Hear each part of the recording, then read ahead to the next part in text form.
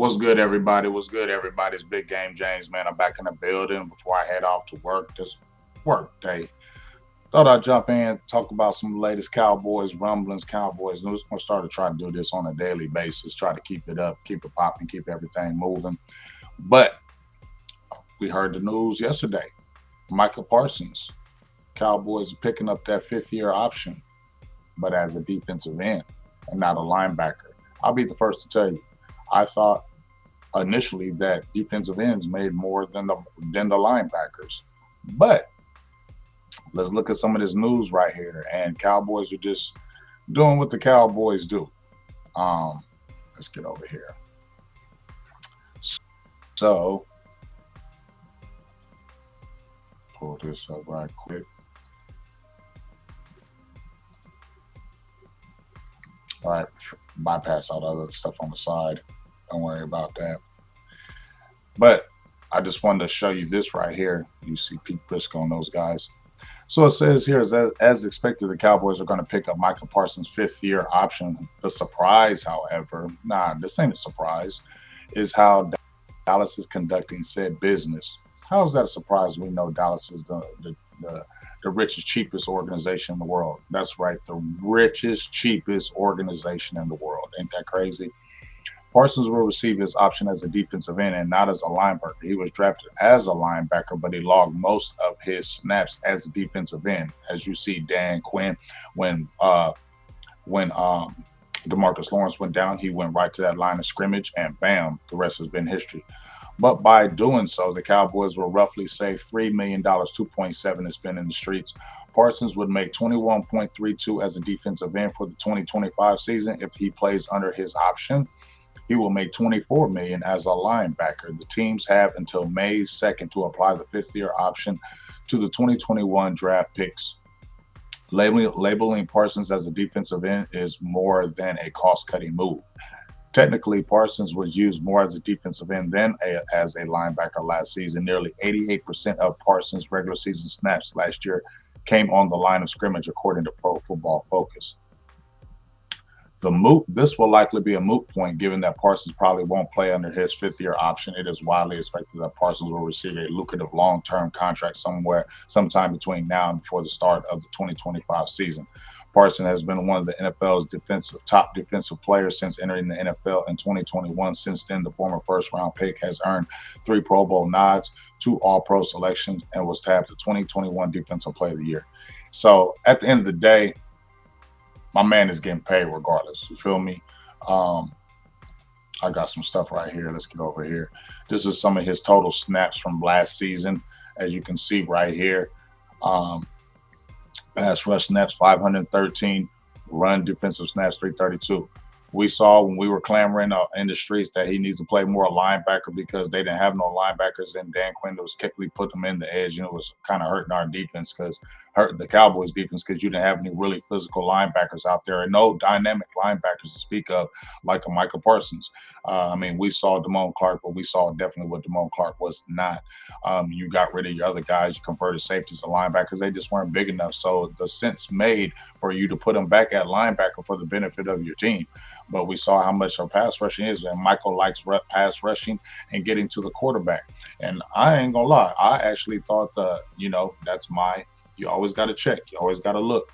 I thought, he was saying, I'm playing edge, I want to get sacks, and we were all saying, does he want to play linebacker? Does he want to get some sacks? But when you're looking at it from the lucrative point of view, you make more money at the linebacker, so you probably want to play more linebacker, and it looks like in Mike Zimmer's system, that's what he will play.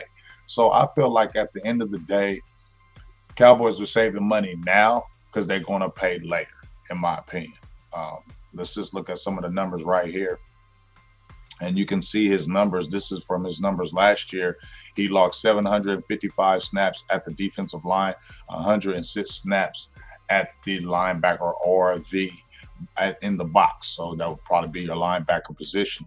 And if you look at all his total snaps, you can't see it because my face is right there. He logged in 1,867 snaps pretty much from the defensive line, 775 snaps from the box. So pretty much when he was playing the linebacker position. So he played way more snaps at the defensive end position than the linebacker. So from that perspective, you would see why the Cowboys did that, even though they drafted him as a linebacker. And obviously, you should pay him the highest, whatever it is, and he's going to be the highest paid. But I feel like I said, this is a situation where they're trying to save money now because they know they're going to pay later, in my opinion. You get what I'm saying? Like, and I'm going to get this over here. This is RJ Ochea. Shout out to him. He was on the Final Word more than a few times. And, you know, just reading about what he was saying, where Ochea is saying, according to this, first rounders who have made at least 2 Pro Bowls, which Micah has, who have their options picked up, are paid the equivalent of the franchise tag value for their positions in that specific season. So that's interesting. So if Micah were actually having the franchise tag placed on him, it would have to be the defensive end value based on the position he has logged the most plays at during the most recent season, which everyone has pointed out clearly was not at linebacker. We know that. And here's the franchise tag. If they were to tag him, what would they tag him as, the linebacker or the end? Because he logged more positional snaps as the edge than the linebacker. But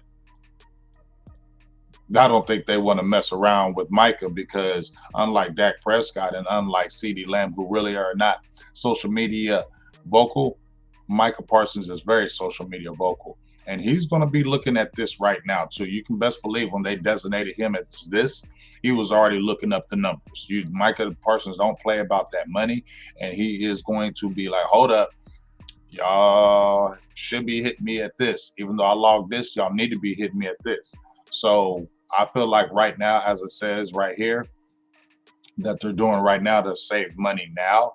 And I feel like later on, I don't know, because we know Stephen Jones, how he works and how he operates. And I feel like he don't really care. You know, I don't feel like he really care about the feelings of the players like a Jerry Jones does. Jerry actually cares about these feelings. I mean, when you heard Michael Parsons talking about what is Jerry, you know, what do they need in the draft? I seen him sitting talking with Jerry. I seen him talking, saying, Jerry, I told Jerry I wanted defensive tackles, I want linebackers. I didn't hear him saying nothing about no Stephen Jones the way he wants Stephen Jones. So Stephen Jones ain't somebody that Micah even probably cares about as well. Let's keep it real. All right. So situation, I think, is like this. Stephen Jones don't give a hell about what Michael Parsons feels. The thing he trying to cost cut. And that's where you see it right now. And he's saying in his head, you play more defensive end, so you're going to get paid like a defensive end. And if we can save this money now, because you're going to break our backs when it comes up, and he's going to be very vocal about his money. So this is going to be an interesting situation to see, nonetheless, to me, in my opinion, because of Micah's vocalness. You hear the other guys who are not as vocal. Micah is more vocal. So this is going to be an interesting play to me of what they're going to do about the situation. Because as I said, I don't feel like Steve is going to be trying to play that. We're going to pay you the best out of everything. No, he's going to try to save money. They already just tried to do it. So this will be interesting to see. This will be something to watch later on. But I feel like right now, in my opinion, this is just a cost-cutting move for them to save money now because they're going to pay later. Mike is going to be one of the highest paid regardless. And I don't feel like he's going to give them no team-friendly. He going to get paid all his money. And y'all just going to have to figure it out.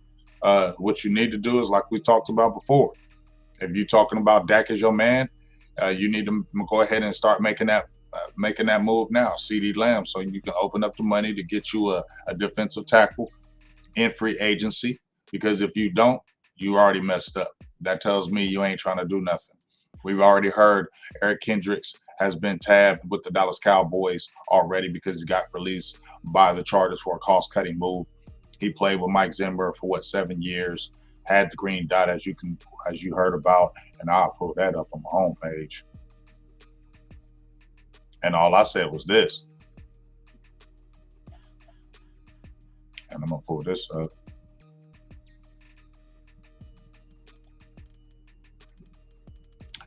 You can see right here, Kendricks has been released by the Chargers, and we know the history he has with Mike Zimmer.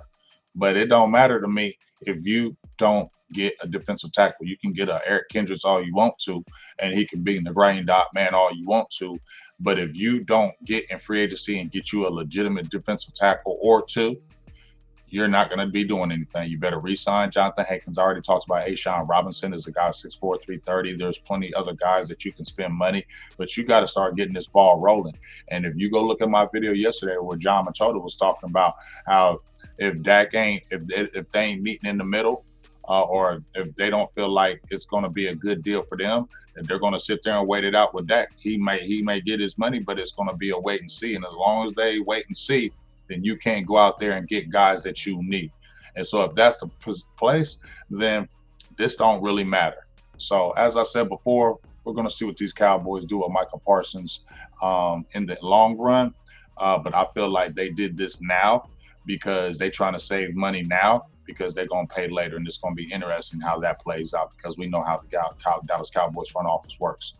But you better get on the ball, Cowboys. Because if you ain't signing this Dak Prescott and if you ain't signing this CeeDee Lamb to open up more money to get some certain guys in free agency that you need to do, like I said, it's going to be the lame duck season, as I said before. Let me know what you think in the comments. Like, share, all that good stuff.